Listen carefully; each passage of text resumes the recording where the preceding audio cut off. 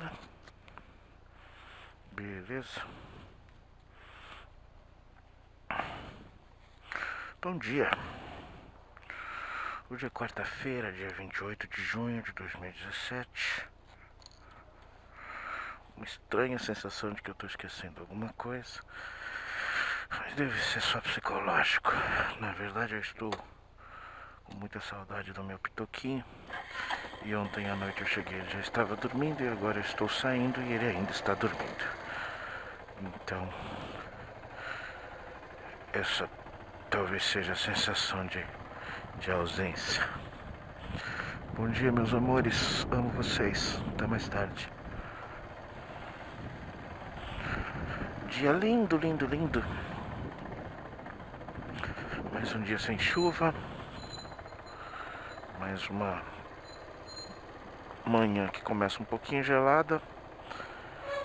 E no decorrer do dia a temperatura vai aumentando.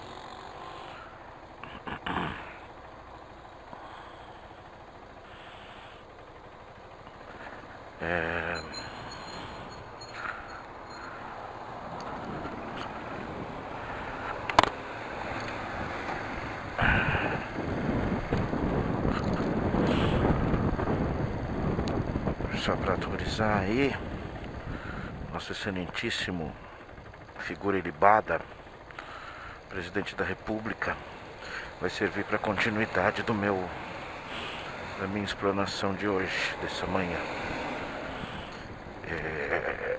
Claro que foi a imprensa, foi fazer os seus pronunciamentos e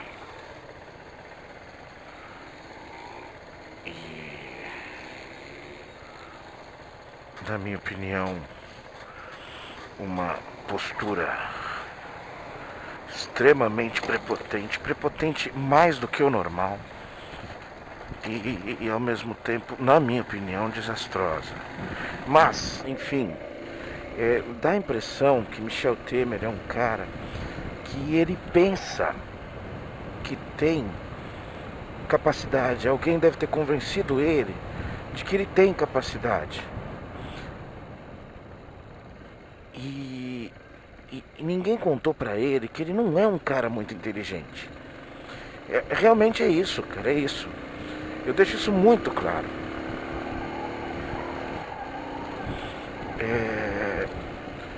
Porque não adianta você ficar martelando uma frase se em determinado momento você tem alguns fatos diferentes na conversa.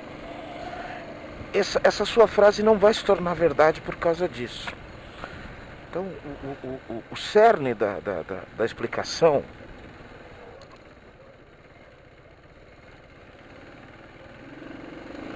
foi de que não há provas.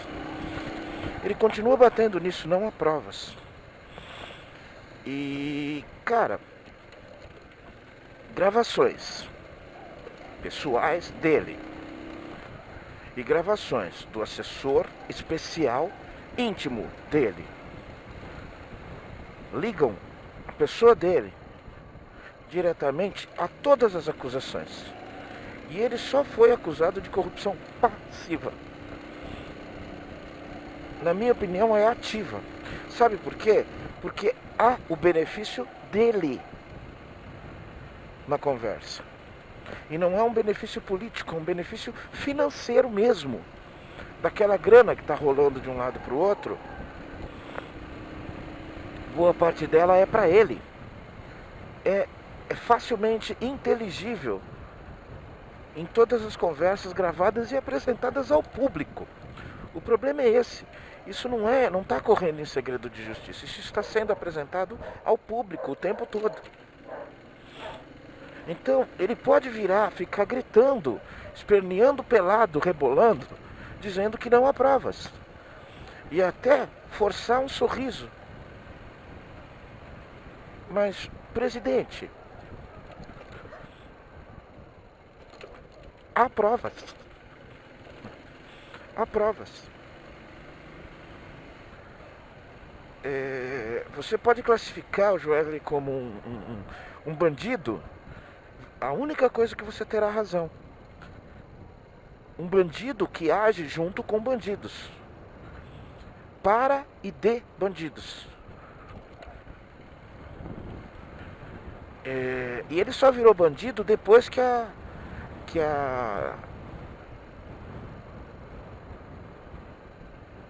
gravação foi divulgada, foi publicada. Depois que estourou tudo, ele virou um bandido. Antes disso, ele não era. O senhor teve a manha de mentir descaradamente. Descaradamente, até agora não explicou isso. Mentir, assim, de uma forma que não são especialistas que identificam a mentira. É qualquer pessoa. Quando o senhor disse que falou com ele sobre a Operação Carne Fraca, ela só foi deflagrada algumas semanas depois. Alguns dias depois. E nunca há explicação. O senhor simplesmente ignora. Né? O senhor, o caramba. Então essa é a questão. A Globo, basicamente, está levando uma linha de que, assim, a guerra já está declarada há um bom tempo. O governo hoje não tem mais a ajudinha da Globo, né? Há um bom tempo não tem. Mas ficaram quietos até o jornal O Globo começar isso. E aí sim, como se trata meio de batom na cueca, não dá pra você ficar levando uma linha diferente. Mas claro que a Globo não vai perder uma oportunidade dessas. E claro que Alexandre Gracinha e a outra jornalista que eu não me lembro agora há pouco no Jornal da Globo, usam bem, muito bem, por sinal, a semelhança de discursos aonde o ex-presidente Luiz Inácio da Silva sempre afirmou e continuará afirmando que não há provas contra ele. Só há uma diferença, só há uma efetiva diferença. E antes que você me acuse de mortadela, de petista e me mande para Cuba. Há uma diferença muito básica. Não há realmente provas contra o Lula. Nós todos sabemos. A convicção que o Dallagnol e sua turma têm, nós também temos.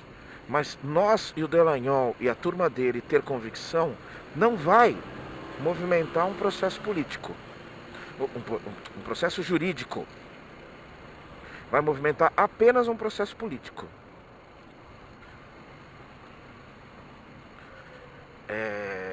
Por mais que isso possa parecer uma defesa ao Lula, mas essa é uma das enormes diferenças.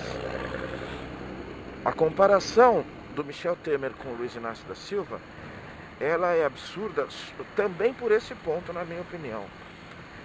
De um lado existe inteligência, do outro não.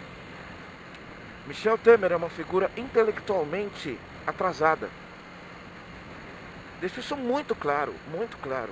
Ele provavelmente seja um cara que me coloque no bolso. Mas por o que ele pensa, ou pensou, que tem capacidade de fazer, que é ser presidente da República, ele não tem essa capacidade. E aí um comparativo bem engraçado num dos momentos do discurso dele ontem, nessa linha de defesa, atacando o Procurador-Geral da República, pessoalmente. Ele sabe onde ele vai parar se o Supremo Tribunal Federal pegar isso. É o seguinte, não mexa com o juiz. O outro juiz vai defendê-lo, vai defender o juiz. Não adianta. Eu aqui sei disso.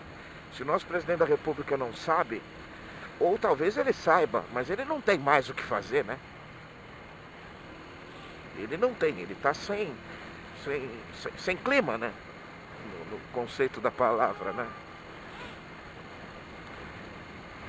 E ele diz, isso é muito engraçado, que é uma honra ser presidente da República,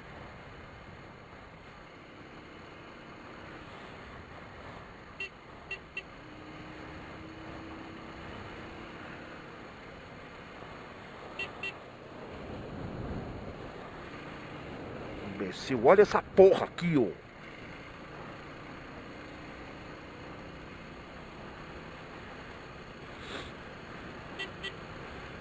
Pode ser com qualquer um, né, cara? Uma fração de meio segundo ali, o maluco tava do outro lado da pista, estirado com a garupa dele ali.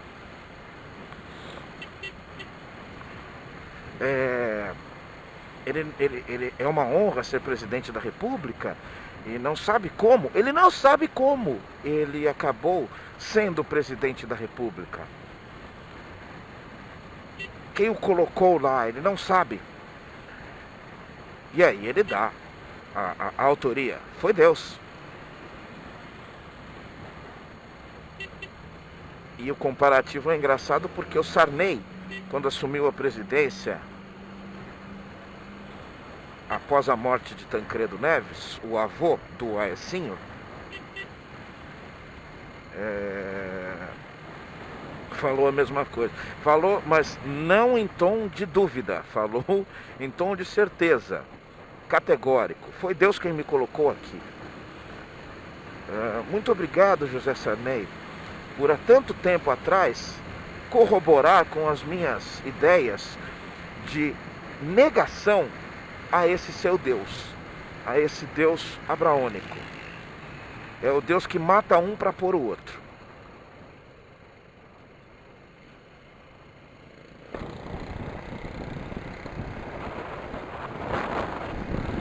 Hoje tá complicado, hein?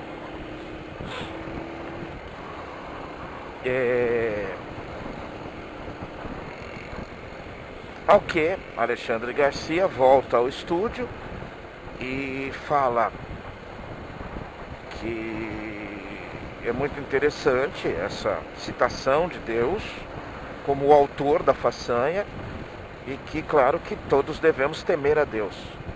Ô Alexandre Garcia, sabe o que acontece? Aí eu entro nas minhas explanações religiosas, mas antes disso eu quero terminar.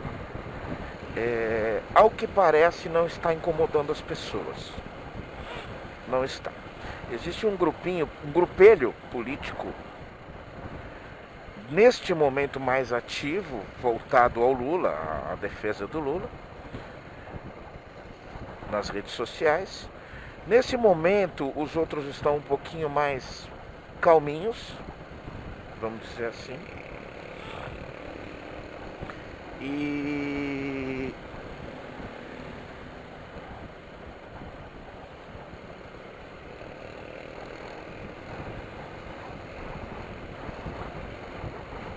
então, assim, na verdade com poucos argumentos, mas claro que tem quem acredite numa legitimidade de um movimento contra a corrupção, o movimento Brasil Livre, nas laias de Kim Kataguiri e essa turma indigesta, na minha opinião, assim, arrogante, prepotente e indigesta, mas tá fraquinho.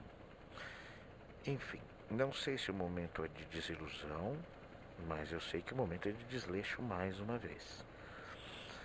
Só a ala de Lula e Dilma, pelo preconceito que tem arraigado nas pessoas, que fez com que coisas muito menores do que o que estão acontecendo hoje gerassem movimentos mais fortes,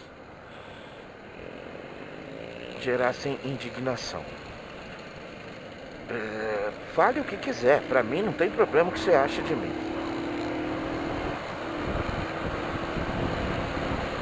Mas com muito menos motivo do que isso, um governo foi derrubado.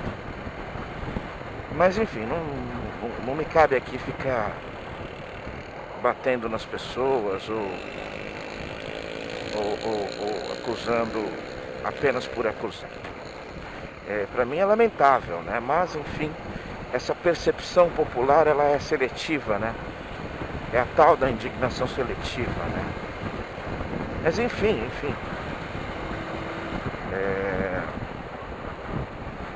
Estamos ainda sem rumo, sim. Há uma incerteza. Na minha opinião, o que acontece é que, caso as coisas continuem calmas como estão, independente de um poderio da Globo, caso as coisas continuem calmas, com as ruas na tranquilidade e na paz, esquece, nada acontecerá. O que vai definir a uma Câmara dos Deputados, a um plenário da Câmara, decidir pela continuidade ou não do processo, das acusações, é justamente o movimento nas ruas. Sem movimento nas ruas não vai acontecer nada. E não adianta, cara. Se vocês ficarem usando bandeirinha de CUT, de PT, de solidariedade, de partidos, de linhas de partido, não vai acontecer. Não vai acontecer. Pode falar o que for. Pode lotar o Largo da Batata, não tem problema. Não vai acontecer. Isso tem que ser encarado por outras áreas. Mas, na minha opinião, o outro lado, aquele que já saiu nas ruas e que foi capaz de mobilizar a opinião pública, o outro lado, ele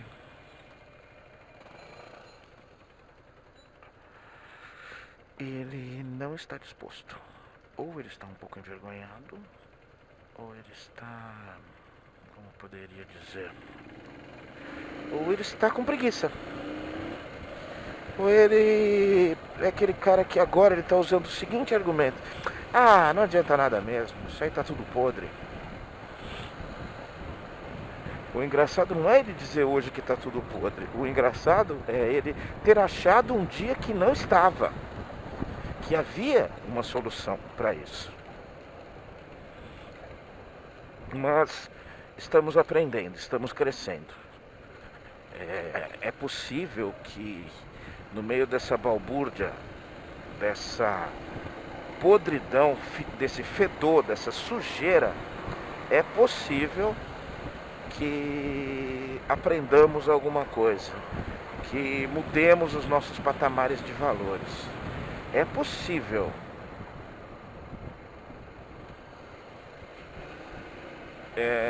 Espero que realmente seja viável, real, essa mudança de patamares de valores da sociedade como um todo. É muito importante que isso ocorra.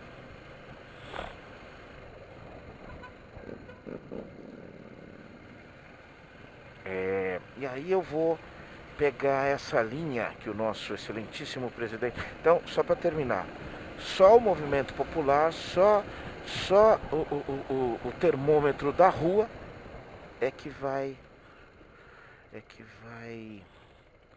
definir a continuidade ou o arquivamento disso. Movimentos fraquinhos, coisinha de fora Temer, com bandeirinha vermelha no meio, esquece. Não vai assustar ninguém. Na boa. Sim, termino com uma frase maravilhosa do Luiz Inácio ontem. Não sei aonde ele estava, mas ele tem um público muito cativo. Onde ele fala que se ele for condenado, não vale a pena ser honesto no Brasil. Luiz, meu filho, é uma pena que você represente para tanta gente a esquerda e o socialismo brasileiro. É uma pena. Eu não lamento por você. Você é um cara extremamente astuto, inteligente, e você está brigando pelos seus interesses e pelos interesses de quem você tem compromisso. Julgá-lo ou não vai dar na mesma. E principalmente, o que vai acontecer com você, para mim, não vai mudar o que pensam as pessoas que concordam com você. Isso sim, para mim, é lamentável. É lamentável, tá? Porque como eu falei aqui que o Lula, que não, efetivamente não existem provas que podem ser usadas juridicamente contra ele, até agora eu não vi. E realmente, se você condenar o cara com base apenas no que as pessoas falaram, você realmente não tem uma efetivação de fator jurídico específico. Basta combinar com um grupo para falarem uma coisa, mais ou menos em uníssono, com muitas divergências que nós sabemos, que isso vai acontecer. Agora, você não precisa zombar da inteligência das pessoas, Luiz. Não precisa, tá? Já te admirei muito pelo que você representava de bom. Hoje eu te admiro muito pelo tamanho da sua inteligência. Realmente, realmente. Quem te ignora é engolido por você. Há que se tomar cuidado. Mas, por favor, cara, não ofenda a minha inteligência. Assim como, chega de assunto de política, usar esse pedacinho agora, meus 15 minutinhos aí que faltam, mais ou menos. Assim como não me sinto ofendido na inteligência quando esse jargão popular de que devemos temer a Deus é dito por pessoas inteligentes, importantes e influentes. Eu posso não concordar com o modo de vista, né? Com o ponto de vista do Alexandre Garcia, mas reconheço nele uma pessoa coerente com a sua natureza, com as suas ideias. E numa grande maioria, numa grande parte dessas suas ideias, em concordância comigo, tá? Vou deixar isso muito claro. Eu não tenho nada contra a pessoa dele. Eu só não o faço de um ídolo. Não uso das palavras sábias dele, porque ele é muito inteligente no uso das palavras, sabendo da origem que ele tem, tá? Mas enfim. Quem quiser entender melhor o que eu tô falando, tente ver, tente questionar e perceber. Oh, mano, caramba! Assim, dê uma cutucada nele sobre o que ele acha do regime militar no Brasil. Ele é filho de família militar, militar do exército mesmo. Muitos dos tios e tios-avós dele foram militares. Ele só passou por toda a turbulência política brasileira pelos parentes que ele tinha. E com o compromisso de ter ficado quietinho, de não mexer muito com as coisas não. Mas não quero mais falar sobre isso. Vamos aqui. Cara, entre os conceitos, e aí talvez uma outra ponta, uma vertente paralela ao que eu já falei sobre os conceitos de paraíso, sobre os conceitos de inferno, sobre os conceitos de sofrimento, existe também essa quarta ponta, eu acho que pode ser avaliada assim, que é o temor. E aí eu fico com medo, e aí realmente eu fico... eu uso do temor para tentar entender como funciona a cabeça do religioso que tem esse temor em relação a uma autoridade, a uma divindade,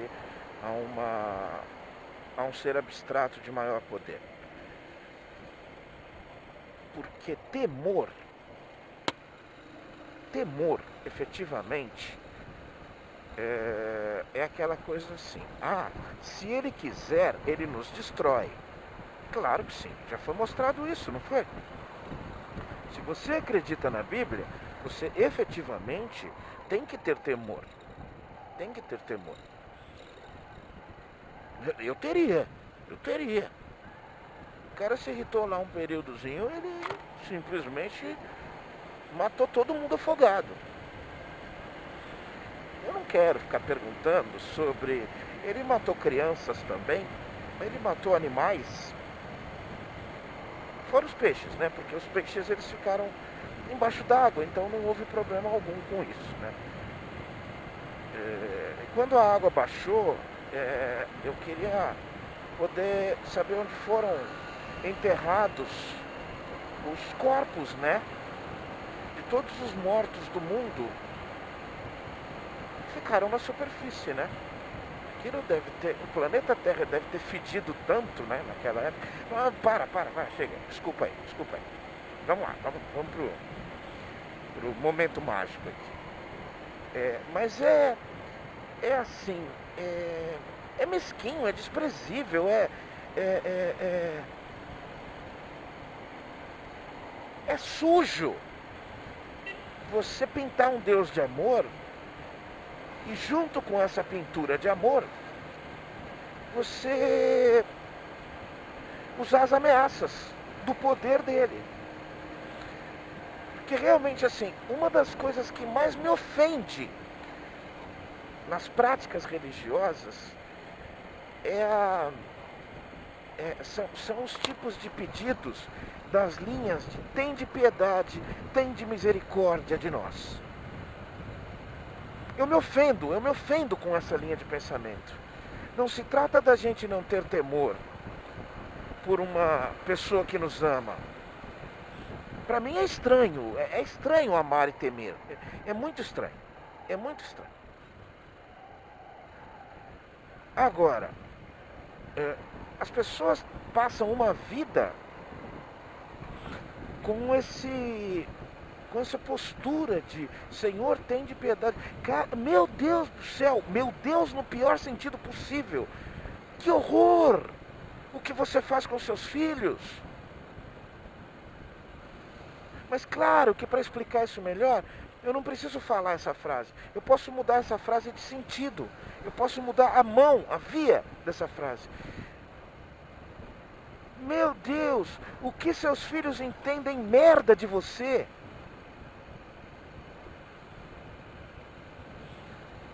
O que inventaram para você? Vamos temer a Deus. Isso é aquela coisa primitiva. Aquela coisa de que eu preciso sacrificar a virgem e o bebê para que ele me dê uma plantação, uma colheita boa esse ano. Isso é temor. É temor a um assassino. Quem é esse cara que vocês idolatram? Que você precisa temer.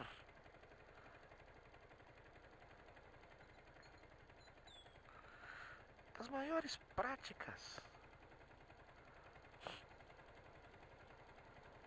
as frases de maior efeito dentro das religiões, e aí eu coloco sim as abraônicas que eu conheço, elas tratam desse Deus cruelíssimo, crudelíssimo, capaz de dizimar os seus filhos, e por isso os seus filhos devem ficar pedindo: tende piedade, tende misericórdia.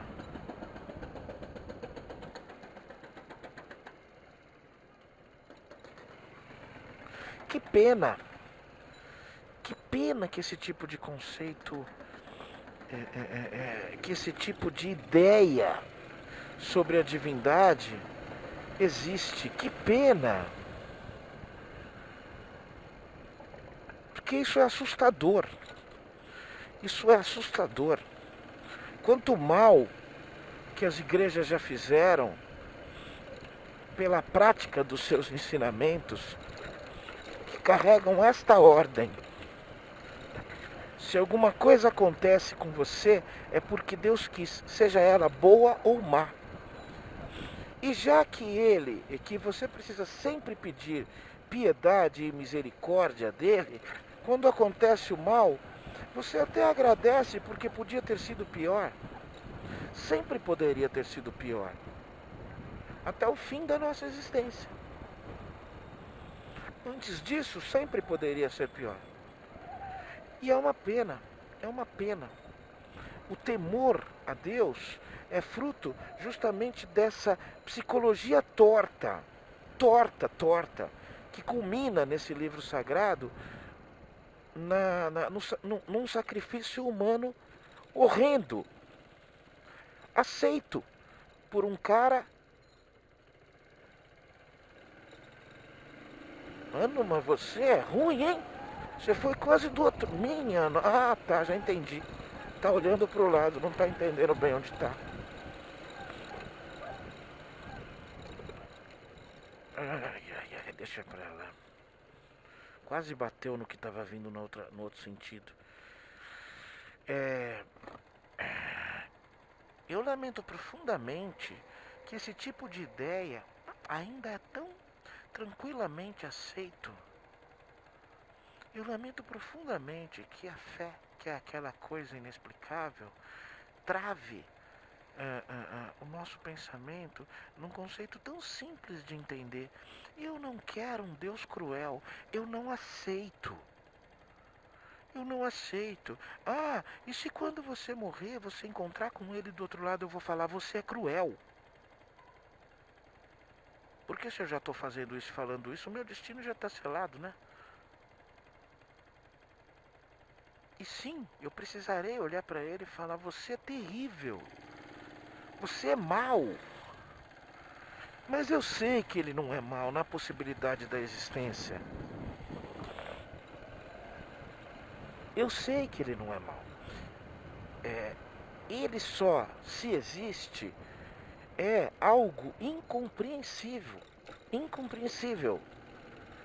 É algo que o ser humano, com toda a sua evolução intelectual, não tem a menor capacidade de entender. Talvez nós possamos entender um dia, o dia que nós começarmos a respeitar completamente a ciência.